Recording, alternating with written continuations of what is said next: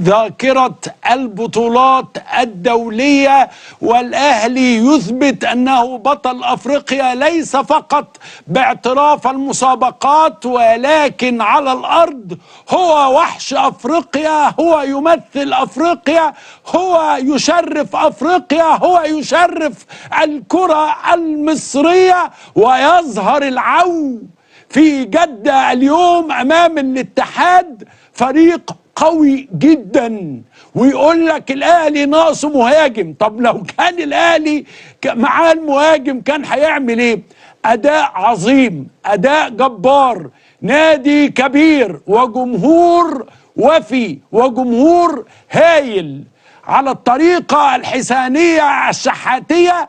اليوم حسين الشحات يحرز هدفا بإمضائه، توقيفة عبقرية كأنه بيوقف الكرة الأرضية، ثم في الزاوية البعيدة جون عالمي يناسب بطولة العالم للأندية.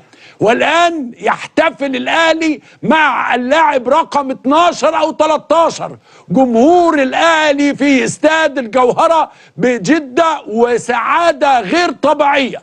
يستحق أن يرقص، يستحق أن يغني، يستحق أن كل الأهلاوية اللي كان عندهم قناعة قوية أنهم سيفوزون بالمباراة أن يسعدوا وأن تكون ليلة حمراء جدا.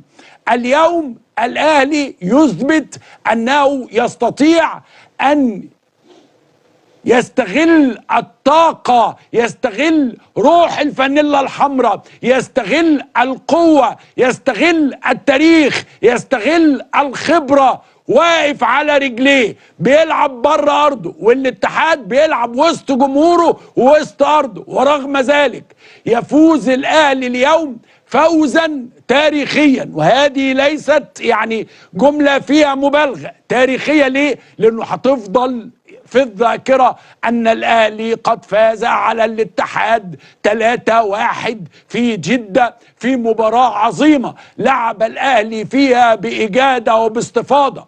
هو العو بلا منازع.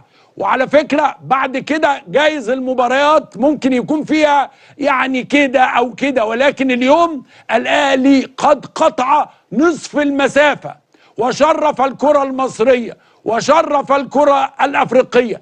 أما الاتحاد فلم يحضر اليوم، لم يكن الاتحاد في يومه، لم يكن. وعلى فكرة دائما أيضا عشان أوضح أيضا الحظ يعني يأتي مع المجتهد. اليوم الأهلي كان محظوظا في كورتين، واحدة في العارضة واحدة في إيد الشناوي. القائد كان عظيما، الشناوي النهاردة صد بينالتي وتصدى لبنزيما كذا مرة.